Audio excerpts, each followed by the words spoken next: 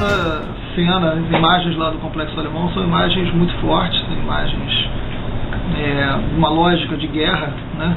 E se nós olharmos o histórico das políticas de segurança do Rio de Janeiro nos últimos tempos, se insistiu muito na lógica da guerra. Esse é um grande problema, porque, na verdade, isso é um instrumento pedagógico, né? Quando você faz a população acreditar que você está na guerra, em qualquer guerra, o objetivo do Estado, o objetivo de quem está na guerra é eliminar seu inimigo, é destruir o seu inimigo, né? Então você transfere um debate de criminalidade, que tem em qualquer cidade do mundo, né? As criminalidades vão diminuindo, vão aumentando, né? Enfim, tem características específicas, mas toda grande cidade tem índice de criminalidade, né? Então você desloca o debate da criminalidade para o debate da guerra. O debate da guerra, ele traz um componente ideológico, supostamente ideológico, que é a formação de um inimigo, algum setor que precisa ser enfrentado e destruído na sociedade. Esse é um grande problema que nós temos no Rio de Janeiro. Está consolidada na formação da polícia, na hegemonia hoje construída sobre a opinião pública em boa parte da sociedade, a ideia de que a gente vive em guerra. Então as pessoas acham que um dos instrumentos para ter paz no Rio de Janeiro é ter o caveirão, é ter o tanque nas ruas, é ter muita polícia na rua. Perde essa perspectiva de que uma sociedade segura é aquela feita por uma cultura de direitos, pela ampliação de direitos, né? Limita-se a ideia da força policial como instrumento da garantia dessa suposta segurança. Então o que aconteceu agora no Rio de Janeiro é reflexo do que vem acontecendo há muito tempo, que é a insistência nessa lógica da guerra, que faz a gente ter a polícia que mais mata e ter a polícia que mais morre no mundo. Nenhuma polícia mata ou morre tanto quanto a polícia do Rio de Janeiro. Não há disputa do Estado, né? Não há esse componente para que possa caracterizar a guerra.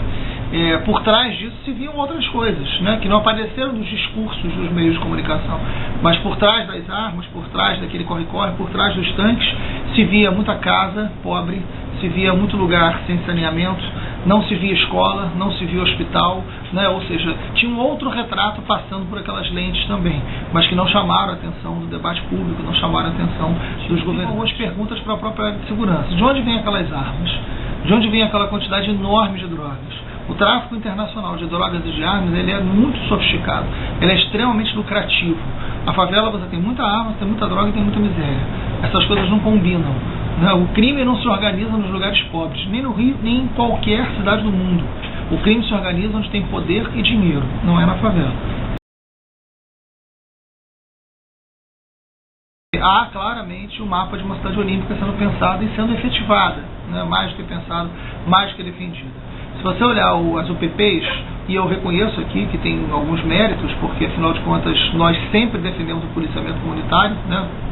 Nós da esquerda sempre defendemos que a polícia tem que, junto com o Estado, ocupar e não entrar, matar e ir embora. Eu lembro do debate que nós fizemos no Complexo Alemão, no mesmo Complexo Alemão, em 2007. A polícia entrou, matou 19 e foi embora. Eu fui lá no dia seguinte, nós enfrentamos, fizemos a dura crítica e dissemos, olha, isso não tem efetividade. E não teve. Agora, não dá para imaginar a gestão policial da miséria. A favela não pode ser o espaço da gestão policial da miséria, né? Então, quando você olha a política de segurança hoje, fica muito evidente que o que você tem é a construção de uma cidade olímpica. E toda cidade olímpica construída tem cidades não olímpicas também sendo construídas, né, na sua proximidade, no seu redor. Qual é o mapa das UPPs? O corredor hoteleiro da Zona Sul, a zona portuária, o entorno do Maracanã e a Cidade de Deus, a única área de todo Jacarepaguá que não está na mão da milícia. Então são áreas de grandes investimentos do capital privado, como o porto, como os hotéis, como todo o aparato dos jogos na Grande Tijuca e no caminho do Recreio, Jacarepaguá e Barra, onde tem grande investimento de especulação imobiliária, onde boa parte dos jogos vão ser realizados.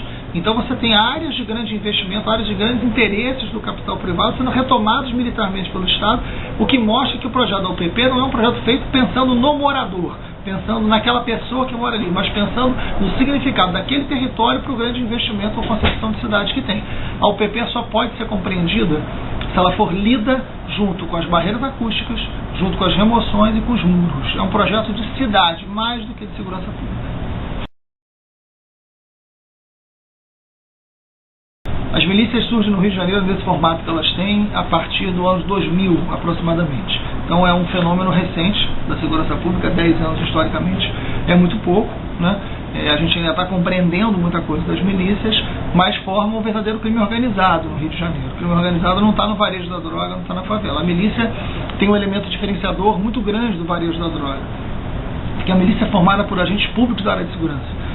A milícia é formada por quadros da Polícia Militar, da Polícia Civil, dos agentes penitenciários, dos bombeiros, de ex-policiais, dominam territórios e, a partir desse domínio de territórios, desenvolvem o controle sobre várias atividades econômicas, principalmente o domínio das vans, o domínio da distribuição do gás, o gatonete. Em algumas milícias você tem a especulação imobiliária, o controle sobre compra e venda, grilagem de terra.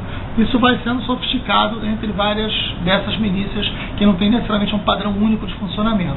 Mas essas atividades econômicas, em quase todas você tem. Não há nenhuma milícia no Rio de Janeiro que o seu líder, que o seu chefe não seja alguém da área da segurança pública do Estado.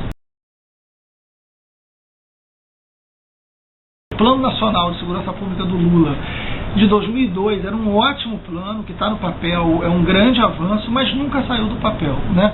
Sequer o governo Lula chamou para ele a responsabilidade do grande tema nacional, que é o tema da segurança pública. Preferiu criar uma secretaria especial de segurança pública vinculada ao Ministério da Justiça e não à presidência, para que ele não tivesse a responsabilidade de ter que enfrentar esse problema. Do governo Dilma é ser uma continuidade do governo Lula, inclusive nos seus equívocos, né? Vamos esperar para ver a formação dessa equipe, né? Ainda não está totalmente formada, vamos ver qual é a linha que vai ter no que diz respeito à segurança pública.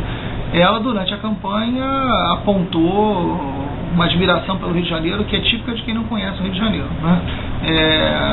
Ao ponto de ter anunciado recentemente que talvez o ministro da Saúde fosse o Sérgio Cortes.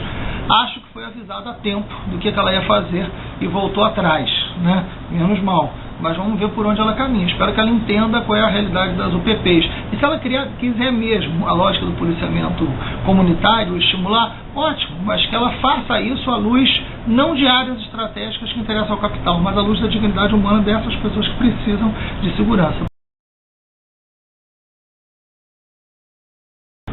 O Exército, a Marinha, seja qual for a Força de Segurança Nacional, ela não é treinada para o policiamento ostensivo.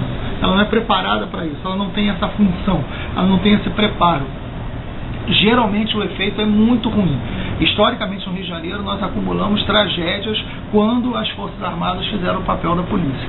Não pode ser feito, é um desvio. O papel do Exército, o papel das Forças Armadas no que diz respeito ao enfrentamento do crime organizado pode ser feito constitucionalmente naquilo que lhe cabe. A questão das fronteiras, a parceria no tráfico internacional de armas. Está afim de fazer isso? Está disposto a ir para o andar de cima? Está disposto a investigar quem lucra com o tráfico de armas? Né? Não é na favela. Os movimentos sociais são fundamentais para esse debate da segurança pública. A nossa luta da segurança é uma luta pedagógica, ela tem que estar diretamente relacionada à possibilidade da construção de um outro olhar, né? Eu sempre digo que a sociedade violenta é aquela que elimina a dignidade humana. A sociedade violenta não é medida pela quantidade de roubos, de furtos, enfim. O que caracteriza uma sociedade violenta é aquela que atinge a dignidade humana. Então, nesse sentido, tem uma luta pedagógica de fazer com que as políticas de segurança pública possam ser políticas garantidoras dos direitos humanos, possam ser políticas baseadas na cultura de direito e não na quantidade de polícia que você tem na rua.